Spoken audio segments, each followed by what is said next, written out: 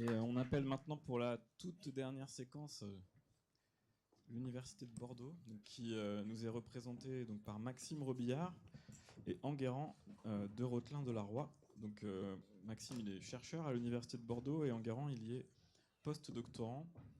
Quelques sujets abordés, notamment l'appel à manifestation d'intérêt dont je parlais en introduction, et expliquer de quoi il retourne, quel lien avec le lab, et puis aussi des projets que vous avez pu mener à bien avec Nobatech. Donc tout se recoupe avec la présentation de l'Université de Bordeaux. Merci pour cette introduction et bonjour à tous. Donc effectivement, avec Enguerrand, notre objectif aujourd'hui est de vous présenter comment, grâce à des modèles d'intelligence artificielle, mais également de l'expertise métier, on peut améliorer les démarches de mesure et vérification des performances. Alors, avant de rentrer dans le détail, une brève introduction du contexte dans lequel se déroulent ces travaux.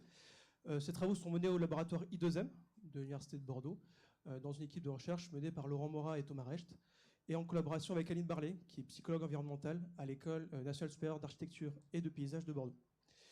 Et donc, dans nos activités de recherche, on souhaite développer des services énergétiques en phase d'exploitation des bâtiments, pour d'une part caractériser et maintenir la performance, optimiser le pilotage d'installation, et enfin engager les occupants vers des comportements plus sobres. Et donc, le développement de ces services énergétiques s'appuie sur une approche interdisciplinaire, la modélisation physique, c'est notre cœur de métier, enrichi par la donnée et l'intelligence artificielle, et enfin par la psychologie environnementale sur la partie engagement des occupants. Et aujourd'hui, avec Enguerrand, on va plutôt se concentrer sur la partie caractérisation de la performance et comment la donnée et l'intelligence artificielle peut nous aider dans cette thématique. Alors, ces travaux de recherche s'intègrent dans un contexte des bâtiments connectés, on l'a déjà vu ce matin, ou des bâtiments qui disposent de nombreux capteurs de température, humidité, CO2, de compteurs d'énergie d'eau, ou enfin d'actionneurs ou d'équipements interconnectés qui vont pouvoir traiter un large panel de données opérationnelles et environnementales. Et en se basant sur ces données, on va être capable de développer des services énergétiques. Par exemple, ces services énergétiques vont reposer sur de nombreuses données. Par exemple, à l'échelle de l'Université de Bordeaux, l'Université a déployé de nombreux capteurs de température, humidité, CO2 pour monitorer la qualité de l'air intérieur de ces bâtiments. En parallèle, il y a de nombreuses données qui peuvent remonter grâce au GTB présent sur site pour suivre les consommations ou suivre le fonctionnement des équipements techniques. La question derrière, c'est de dire finalement ces données brutes, ces données brutes peuvent ne pas être de qualité. On peut avoir par exemple des trous dans les données, des valeurs aberrantes, et donc forcément les services énergétiques qui reposent sur cette donnée peuvent être dégradés à cause de cette donnée de mauvaise qualité. Il est donc indispensable de développer des méthodes de détection d'anomalies. Et en particulier, c'est l'objet des travaux récents d'Enguerrand sur le développement de ces méthodes de détection d'anomalies et comment, grâce à l'expertise métier, on peut améliorer ces méthodes. Merci Maxime. Ah, ça commence mal. Voilà. Donc, moi, mon dada, c'est les anomalies et les données. Et comme vient de vous introduire Maxime, il y en a beaucoup dans les données issues du bâtiment. Donc ici, pour vous illustrer ça, voici une mesure de concentration de CO2 avec en bleu des données normales et en rose des anomalies particulièrement présentes dans les mesures issues du bâtiment. Elles sont de différents types. On a souvent des pics de données, donc c'est des observations uniques qui vont varier positivement ou négativement. On a également des bruits, où là on va avoir des observations successives qui vont être fortement dispersées. On va avoir des écarts, où là on va plutôt avoir toujours une succession d'observations qui vont être déviées d'un certain biais, et encore des plateaux, où là on va avoir la même valeur pour une succession d'observations. Ça peut être une valeur nominale, ou les mêmes valeurs les unes à la suite des autres. Et donc ça, c'est lié à des phénomènes physiques, en général liés au capteur. On peut penser par exemple à une sursaturation du capteur, on peut penser également à un choc ou potentiellement un arrêt de transmission. Et intuitivement, on se dirait qu'on ne va pas détecter des pics de la même manière qu'on va détecter des écarts et des plateaux. Et des types d'anomalies, il y en a encore beaucoup. Là, je vous présente simplement un extrait sur lesquels on a travaillé parce que c'était les plus pertinents. Et quand je dis beaucoup, c'est exactement pareil pour les méthodes pour détecter des anomalies. Ça, c'est pas pour vous faire peur. C'est juste pour dire que quand on se penche sur les techniques de détection d'anomalies ou les méthodes de détection d'anomalies, on va souvent tomber sur ce genre de choses. Et là encore, il n'y en a qu'une cinquantaine. Globalement, il y a différentes familles de méthodes. Chacune ont leurs propres approches, leurs propres caractéristiques. Parmi les plus utilisées, on pourra citer les méthodes de deep learning, qui utilisent des réseaux de neurones, donc ici représentés en rouge, et dont Ayoub vous a parlé précédemment, mais également des méthodes de machine learning, peut-être un peu plus simples à mettre en place que les méthodes de deep learning, ou encore des méthodes d'outlier detection, ici représentées en vert. Alors, nous, on a testé énormément de techniques différentes.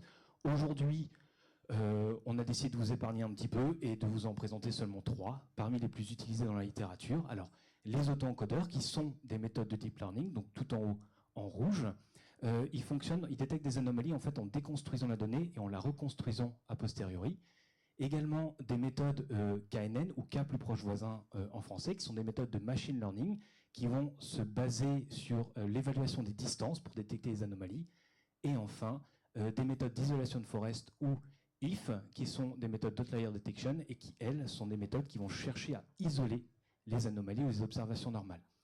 Donc, quand on voit tout ça, la quantité d'anomalies différentes, la quantité de techniques différentes, nous, on s'est posé quelques questions, naïvement, qui sont, est-ce qu'il existe une technique ou un modèle qui permet de détecter tout type d'anomalies?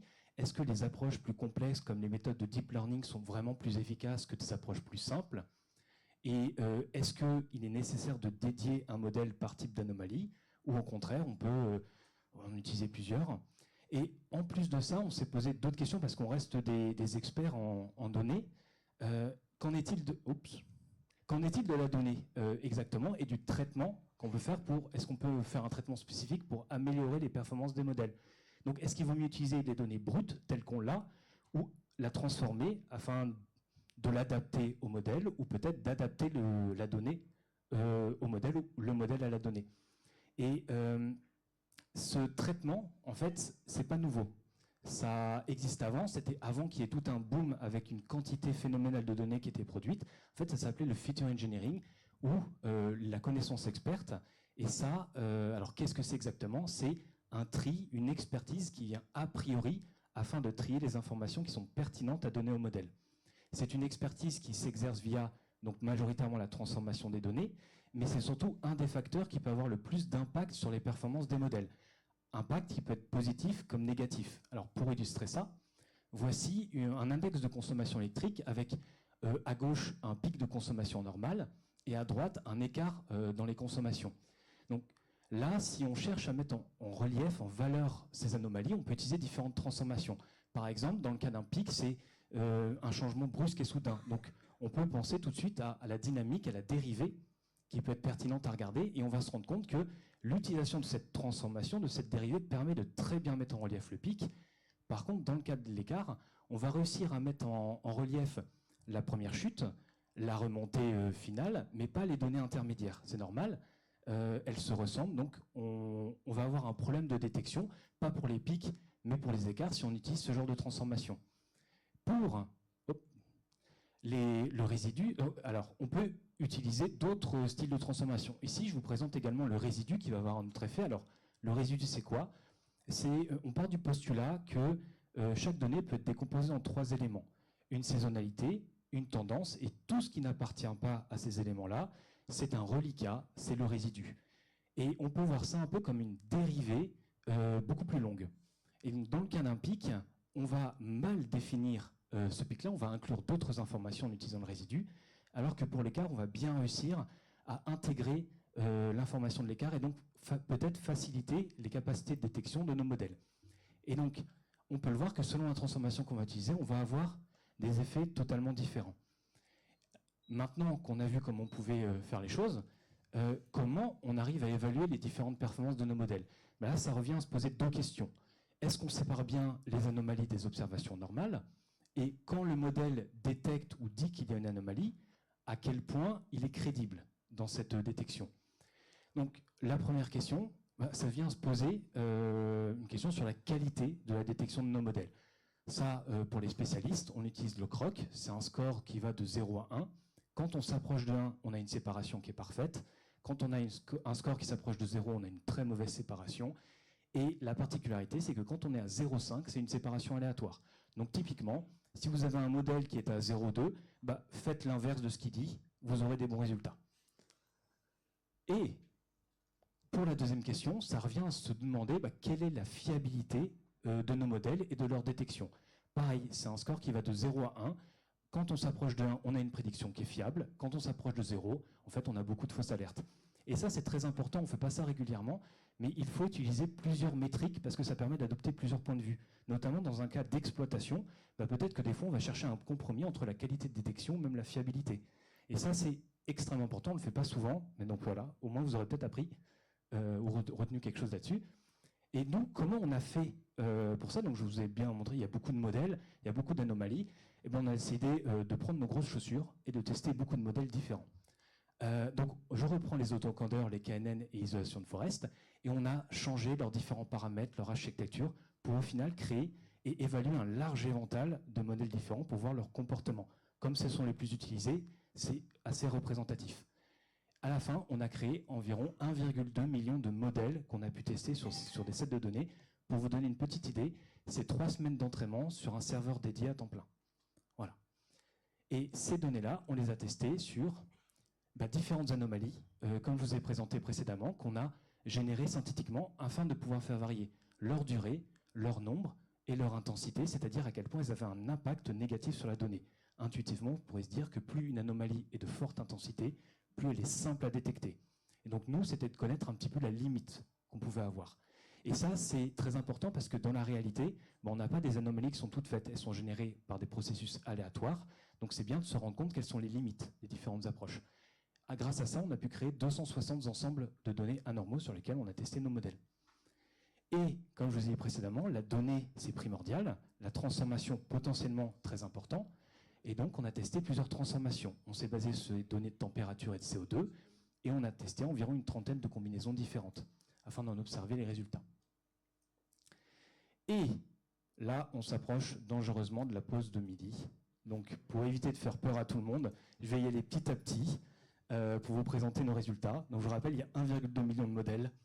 Vous inquiétez pas, ça va bien se passer. Alors, comment va se lire les résultats que je vais vous présenter? Vous avez à gauche les scores de qualité et à droite les scores de fiabilité. Hop là, on va y arriver. Donc, pareil, pour chaque colonne, partez du principe que plus on s'approche de la droite pour cette colonne-là, meilleurs seront les résultats. En plus de ça, on va regarder l'influence des techniques de détection d'anomalies sur chaque type d'anomalie qu'on a identifié précédemment. Donc ça va représenter une ligne pour les pics, les bruits, les écarts et les plateaux.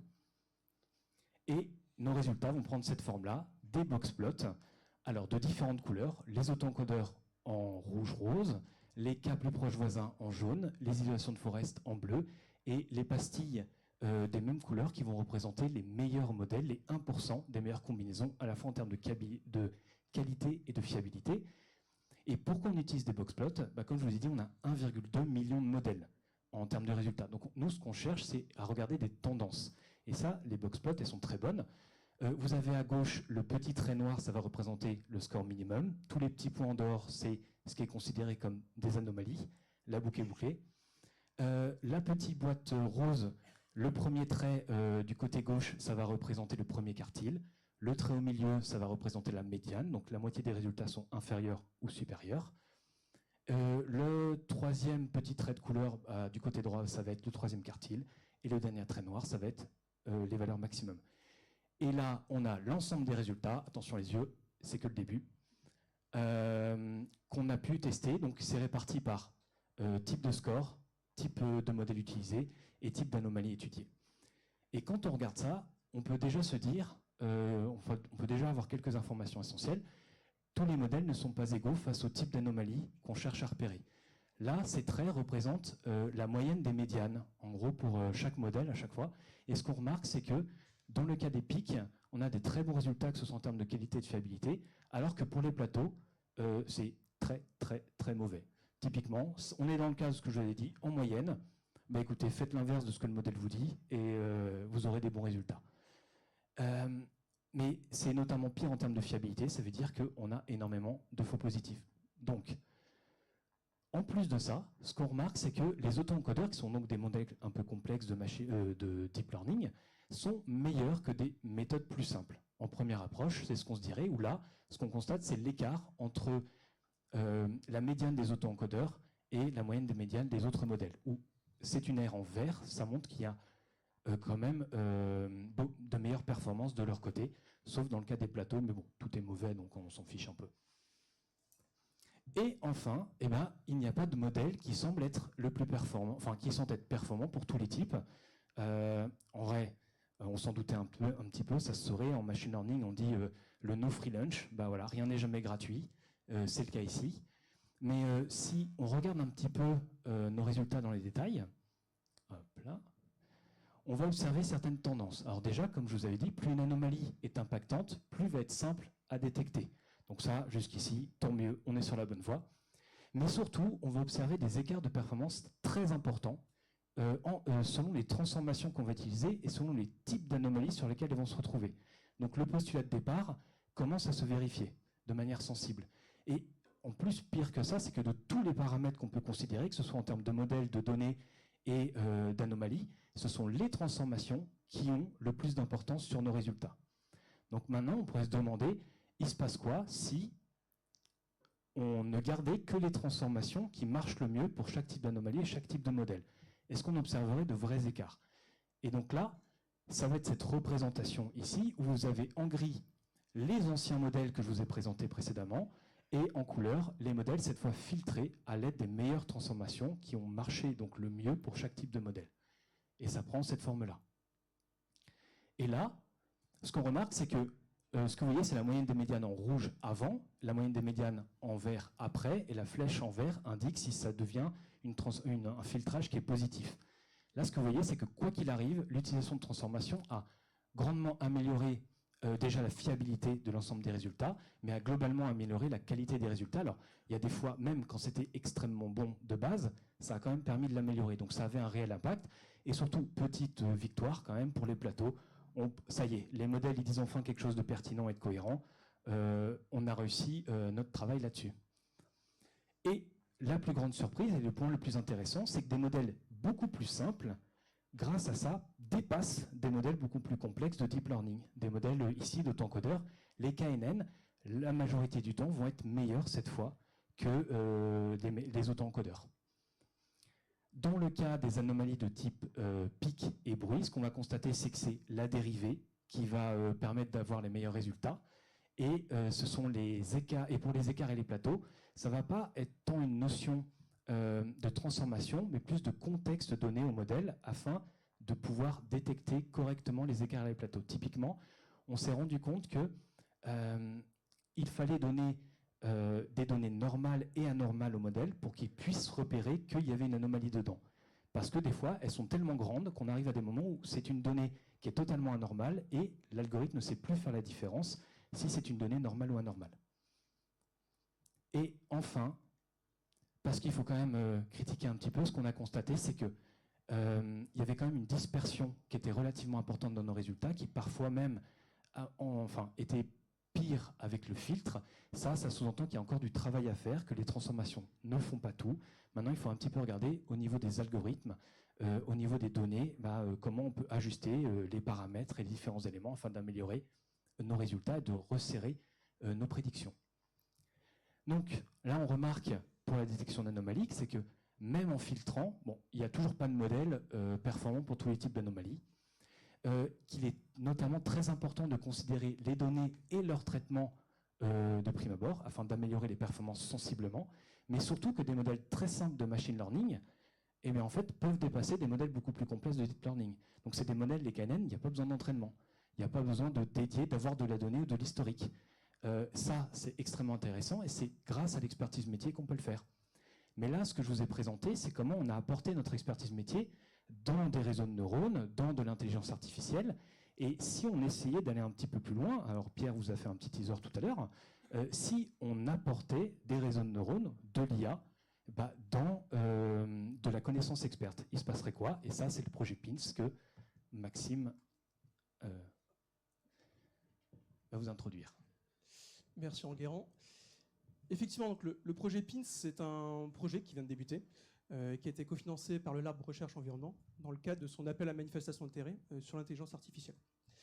Alors, il s'appelle PINS pour Physics Informed Neural Networks, c'est-à-dire c'est des types d'approches où on va apporter de la physique dans le processus d'apprentissage des réseaux de neurones, mais également on peut aussi amener des réseaux de neurones dans les modèles physiques qu'on va utiliser. Donc c'est un peu différent par rapport à ce qu'on a vu ce matin. L'idée là n'est pas de remplacer le modèle physique par un modèle d'IA, mais plutôt de compléter le modèle physique avec de l'IA. Et le contexte d'application de ce projet, il s'inscrit dans un cadre de mesure et vérification où on souhaite caractériser la performance énergétique des bâtiments. Et en particulier, on s'intéresse à la performance énergétique intrinsèque des bâtiments. Et donc la question, c'est comment la mesurer. Alors classiquement, on l'a vu dans un processus de conception, que ce soit en neuf ou en rénovation, les performances énergétiques attendues en phase de conception sont souvent quasi systématiquement différentes des performances réellement mesurées en phase d'exploitation. Et donc ces différences posent des questions sur comment garantir la qualité des travaux, tout en prenant en compte la limite des logiciels de conception en phase de conception, et enfin prendre en compte aussi la réalité du terrain. Alors quand on parle de performance intrinsèque des bâtiments et qu'on souhaite la mesurer, on va s'intéresser surtout à l'enveloppe. Donc pour mesurer la performance de cette enveloppe, on peut l'approcher sous deux angles. Le premier angle, c'est qui concerne la perméabilité à l'air du bâtiment. Cette perméabilité à l'air, on peut la mesurer directement, même partiellement, avec des tests de porte soufflante. Donc sur cette partie-là, il y a moins de problématiques, moins de limites. Par contre, le deuxième angle va concerner la mesure du niveau d'isolation globale du bâtiment. Et là, la problématique par rapport à la perméabilité à l'air du bâtiment, c'est qu'il n'y a pas de mesure directe possible. C'est impossible de faire une mesure directe. On doit utiliser des méthodes spécifiques à chaque fois qui vont mesurer de manière indirecte cette performance globale. Et le principe de cette méthode, à chaque fois, c'est de calculer un coefficient de déperdition thermique du bâtiment par transmission, qu'on nomme classiquement HTR. Alors le principe de ces méthodes est le suivant. Donc souvent, on va soumettre notre bâtiment à des conditions d'exploitation spécifiques. Donc souvent, sans occupation, on va peut-être aussi arrêter certains systèmes. Et en parallèle, on va faire un modèle thermique théorique de notre bâtiment. Et le but sera de comparer les températures mesurées sur site aux températures simulées par notre modèle théorique. Et ensuite, ce modèle théorique, on va le modifier, on va modifier ses paramètres à partir des données mesurées pour essayer de faire caler nos températures simulées avec nos températures mesurées. Et enfin, grâce à ce modèle thermique modifié, on va pouvoir prendre ces paramètres et calculer notre HTR en exploitation. Et ensuite, ce HTR en exploitation, on va le comparer au HTR théorique. Alors, il existe différentes méthodes sur le marché. On peut citer la méthode Seren ou encore la méthode Isabelle développée par le CSTB. Et donc la question là maintenant, et c'est tout l'objet du projet PIN, c'est de dire finalement comment on peut améliorer les performances de ces méthodes grâce à de l'intelligence artificielle. Et je reprends la main. Donc ça, c'est nos travaux en cours qu'on va vous présenter. Et donc si on reprend le même endroit où s'arrêtait Maxime, c'est-à-dire qu'on est dans un bâtiment avec des conditions d'exploitation spécifiques, là c'est facile, ici. En fait, on peut construire un modèle thermique théorique. Donc ça, Patrick, il en a déjà bien parlé. On va renseigner dedans les éléments dont on a connaissance. Ce sont en termes d'enveloppe, potentiellement des systèmes, mais aussi y apporter peut-être des conditions sur les sollicitations qu'on a à disposition. Alors, bien sûr, on ne connaît pas tout, et malheureusement, voilà. Donc il y a des informations, que ce soit relatif à l'enveloppe, à l'occupation du bâtiment. Alors, pour tout ce qui est sollicitation, occupation, donc ça, on en a déjà parlé avant. Jean-Noël, je crois, si je ne dis pas de bêtises, en avait parlé. Pour l'enveloppe, il y a eu aussi des questions, ou même de Patrick en a parlé sur les incertitudes, les informations qu'on n'a pas sur ces éléments-là. Et il y a encore des informations qu'on n'a pas sur les interactions potentielles. On peut regarder ici, qu'est-ce qui nous dit qu'il se passe un lab de la même manière, mais que cette fois, on n'a pas envie de baisser les stores. Ça, on ne peut pas le deviner à l'avance. Et c'est pour ça que nous, on va intervenir et remplacer l'ensemble de ces éléments-là par des réseaux de neurones. Donc, ce sont des réseaux de neurones qu'on souhaite dédier à une tâche spécifique et d'estimer, de se greffer à la structure physique qu'on a déjà identifiée et de servir de compensation pour tout ce qu'on ne connaît pas, afin de pouvoir mieux approximer en fait notre modèle thermique de bâtiment. Là, on peut choisir de soit dédier un réseau de neurones à chaque problématique qu'on a identifiée. Alors, il y a des problèmes qui sont soulevés par ça, c'est-à-dire qu'on peut oublier certains éléments, et dans ce cas-là, ça va se compenser sur les réseaux de neurones qu'on utilise déjà, mais mais ça nous permet d'avoir une approche qui est beaucoup plus fine. On peut sinon choisir de faire un réseau de neurones unique, qui va servir à compenser l'ensemble des éléments qu'on n'a pas. Là, alors c'est une approche beaucoup plus simple, mais le risque, c'est d'avoir l'équivalent d'un ballon tampon dont on ne connaît pas vraiment les effets, et là, c'est la définition claire d'une boîte noire. C'est pour ça que nous, on préfère la première approche. Et on va utiliser, en fait, on va entraîner conjointement ces deux modèles-là afin d'optimiser les différents paramètres, que ce soit du modèle ou même des réseaux de neurones, à l'aide de mesures en exploitation. Donc on a peut-être récolté grâce à des mesures dans le bâtiment, mais aussi grâce à des GTB. Et à la fin, on va obtenir un modèle qui va nous permettre par simulation d'obtenir un HTR qui va être évalué, qu'on va pouvoir comparer avec un HTR théorique. Alors là, ce sont les questionnements qu'on a vis-à-vis de cette approche. Le HTR qu'on a évalué, est-ce qu'on peut vraiment le faire en période d'occupation? Les méthodes dont Maxime a parlé, justement, ça se fait en période d'inoccupation, sur une certaine durée. Nous, notre objectif, c'est de le faire en période d'occupation. Voilà, on se pose la question de la faisabilité quand on arrive au bout. Est-ce qu'il y a besoin de conditions spécifiques d'exploitation? Est-ce qu'on peut le faire en pleine journée, ou il faut attendre la nuit, ou d'autres conditions? Et surtout, Patrick, là encore, l'avait évoqué, quelles sont les incertitudes autour de ce HTR en sortie du modèle? Est-ce que la sortie qu'il nous donne est fiable, tout simplement? Sinon, ça ne sert à rien de comparer et d'utiliser ce genre d'éléments. Enfin, et ça c'est le point particulier, notamment dans les pins, c'est quelle est la quantité de données nécessaires pour l'entraînement du modèle augmenté? Est-ce qu'il va nous falloir 4 mois, 3 mois, 2 mois? La méthode sereine dont a parlé Maxime, en fait, c'est en période d'inoccupation sur 4 jours. Est-ce que peut-être, nous, on peut faire en période d'inoccupation sur 1 jour? Voilà. Ou bien en occupation sur 2-3 semaines. Est-ce que c'est suffisant? Et enfin, et ça c'est un autre très gros point positif, c'est que ce modèle-là, à la fin, c'est un très bon modèle qui représente bien le bâtiment. Et donc, est-ce qu'on ne peut pas le réemployer afin de faire du pilotage de l'installation? Donc ça, ce sont les questionnements qu'on a. On a déjà avancé sur le projet. On est en train de complexifier nos différents modèles et nos différents cas d'études, et on vous donne rendez-vous dans quelques mois, peut-être pour un nouveau lab, pour en discuter avec plaisir. Merci.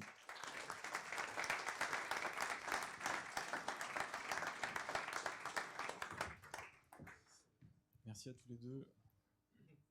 Alors, est-ce qu'il y a des questions? C'est pas le meilleur moment pour avoir envie de poser une question. Surtout que c'était très clair.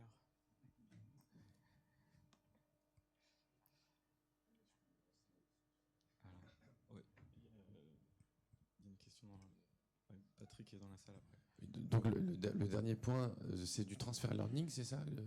Non, le transfer learning, ça serait d'entraîner un réseau de neurones, comme vous le faites, et de transférer l'ensemble de son apprentissage dans un autre modèle de réseau de neurones. Dans ce cas-là, on vient assister un modèle physique qui existe déjà, qui est déjà performant sur certains points, mais dont soit il manque des éléments parce que c'est par exemple un modèle réduit. Donc par exemple, il est peut-être moins bon sur de l'inertie ou ce genre de choses, soit parce qu'il nous manque des données, des sollicitations. Non, je parle de modèle réduit, je ne parle pas de Pléiade. Par exemple, il nous manque des informations. On pense souvent aux sollicitations, mais même des informations sur l'enveloppe, sur des effets de l'enveloppe spécifique, comme là des interactions qu'on aurait du mal à estimer. Et le but du réseau de neurones, c'est on l'installe d'une manière structurée et physique à un modèle déjà existant. On le borne, c'est-à-dire qu'on ne l'autorise pas à faire n'importe quoi. Et le but, c'est qu'il s'imprègne des données complémentaires et qu'il aide le modèle physique à faire de bonnes prédictions. C'est pour ça qu'à la fin, on arrive à un modèle qui est augmenté, qui est à la fois physique et réseau de neurones.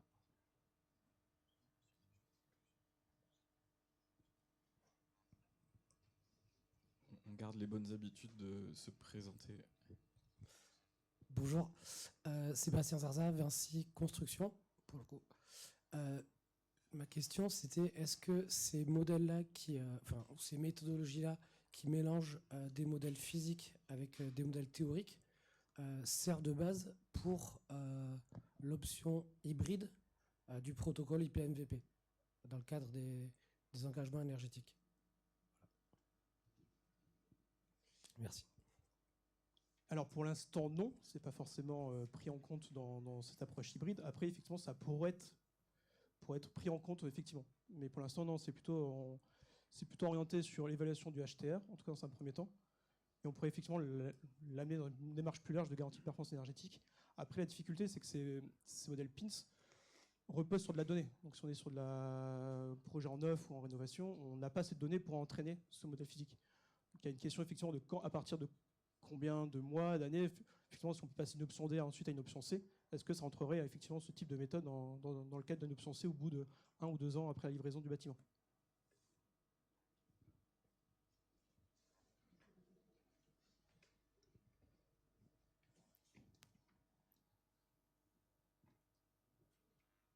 c'est intéressant aussi, c'est que vous répondez à une question qui avait été posée tout à l'heure sur l'impact, entre guillemets, l'impact énergétique de l'IA. Là, en fait, avec vos travaux, ce que vous expliquez, c'est que en creusant dans le détail pour la détection d'anomalies, vous utilisez finalement les modèles les plus frugaux, si je comprends bien, par rapport à même ce qui se fait déjà maintenant. Exactement. Donc, tout l'intérêt, c'est de savoir ce qu'on donne et pourquoi on le donne.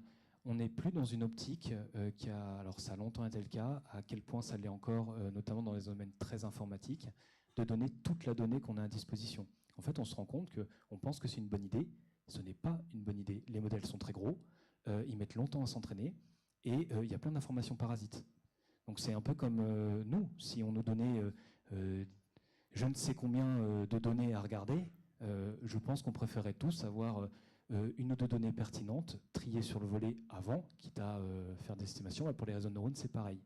Alors, toutes les techniques sont différentes, mais ça permet, dans ce cas-là, notamment des techniques beaucoup plus simples, de donner des très bons résultats. Et là, ça, c'est impressionnant, c'est pour vous donner une idée, un simple modèle d'auto-encodeur, donc on les a entraînés sur 2 ans de données pour avoir les résultats qu'on a là. Donc c'était sur des maisons qui étaient monitorées en termes de température et de CO2. On a aussi fait électrique, enfin, de la consommation électrique, etc.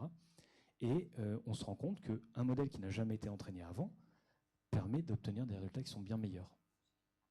Voilà, c'est ça qui est impressionnant. Ah oui, et l'ordre, pour donner un ordre d'idée, un modèle d'auto-encodeur sur ces données-là, il met approximativement 2-3 heures pour être entraîné, en admettant qu'on sache ce qu'on fait. Et selon l'architecture, par exemple si on emploie des STM, on peut aller jusqu'à 10 fois ce temps-là. Donc c'est quand même un gros gain.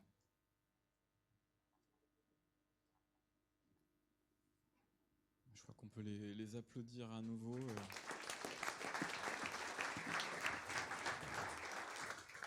Je trouve que l'échange là qu'on vient d'avoir, enfin les échanges qu'on a eu toute la matinée, mais peut-être en particulier celui-là, je trouve ça très intéressant.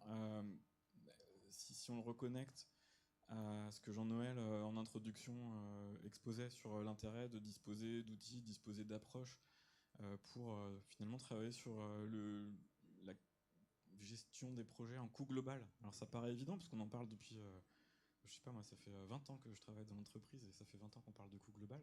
Et en fait, ces approches-là qui paraissent peut-être pas forcément connectées au départ à des métiers comme ceux de Vinci, bah, elles sont tout à fait pertinentes pour répondre à ces questions qu'on se pose au quotidien. Moi, je trouve ça, enfin voilà, c'est un point qui est pas forcément évident quand on commence à créer l'ordre du jour de ces événements, de se dire que de faire comprendre que finalement tout le monde converge dans la même direction. Voilà, on a tous pas tous le même maillot, mais on a tous la même passion, comme le dit la pub. Si je puis me permettre d'ailleurs de rajouter à ça, qui est intéressant, c'est qu'on a tous quelque chose à partager. L'expertise, elle vient de partout. Donc, on a eu des questions d'architectes, on a eu des questions CVC, on a eu d'autres. Ben, en fait, chacun a une expertise à apporter dans ce genre de domaine afin d'améliorer en fait ce qu'on peut produire. Et dernier petit point, dans le passé, on a fait des choses bien. Ça sert à rien de les mettre de côté. Donc ça, c'était le cas avec les modèles que j'ai présentés de KNN, mais aussi avec le dialogue. Voilà, merci. Et peut-être aussi un autre point quand on vous écoute, ou quand on vous écoute tous, c'est en ce moment il y a, je ne sais pas si vous avez des enfants, si vous vous inquiétez pour leur avenir, mais il y a beaucoup de livres sur le fait qu'il n'y aura plus besoin de faire d'études avec l'intelligence artificielle, ou certains influenceurs ou certains animateurs de réseaux sociaux évoquent aussi ce genre de problématiques.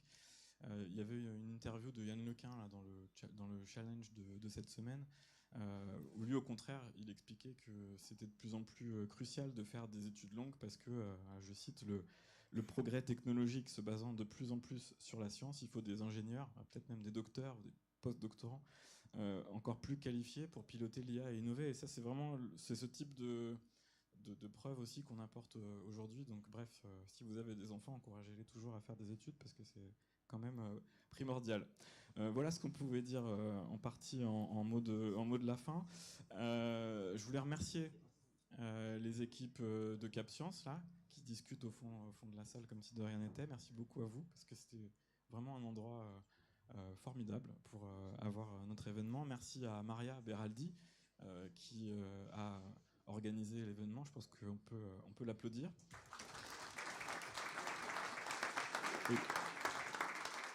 Et merci à Jeanne Dorin qui est au fond de la salle, qui a aussi beaucoup aidé Maria Beraldi dans l'organisation de l'événement. Merci aux intervenants. Alors les intervenants, c'est pas que des intervenants, c'est des gens qu'on a mis autour de la table progressivement. On a commencé par poser la question à Maxime à l'Université de Bordeaux. Est-ce que tu penses qu'on peut faire un événement à Bordeaux ? Vous avez réussi à mobiliser tout votre écosystème avec Nobatech. Et puis après, on a posé aussi les questions côté Vinci. On s'est rendu compte qu'il y avait beaucoup de répondants, en particulier dans les entreprises de Vinci Énergie et puis Jean Noël, qu'on retrouvait aussi dans beaucoup de projets. Et on est très heureux d'avoir contribué à monter cette conférence avec vous toutes et tous. C'était vraiment hyper sympa, évidemment, mais aussi hyper utile parce que en fait, on connecte ensemble des gens qui potentiellement pourront être amenés à travailler ensemble à nouveau à l'avenir. Je vois aussi Newable, et c'est très bien parce que on est toujours très heureux de pouvoir mettre en lumière des innovations comme celle-ci. Donc merci à tous, merci également aux participants. C'est rare d'avoir des gens qui restent jusqu'au bout aussi longtemps, donc merci à tous. Il y a un cocktail juste derrière. Je vous dis donc peut-être à bientôt à Bordeaux et aussi peut-être à bientôt à Paris où nous organisons notre prochain événement dans le cadre du festival Building Beyond le 16 avril. On est toujours sur la thématique de l'énergie. C'est un petit peu plus grand public, mais dans l'événement qu'on va organiser, on répondra à des questions comme je sais pas, quel est le temps de retour énergétique d'un panneau solaire photovoltaïque, quel est l'impact de la végétalisation sur la température dans les bâtiments, et puis aussi plein de retours d'expérience, de mesures, de projets, de maisons, de collectifs qui ont été rénovés avec l'intervention de Thierry Rieser, qui était le patron d'Enertech jusqu'à il y a peu. Voilà, merci à tous et à bientôt.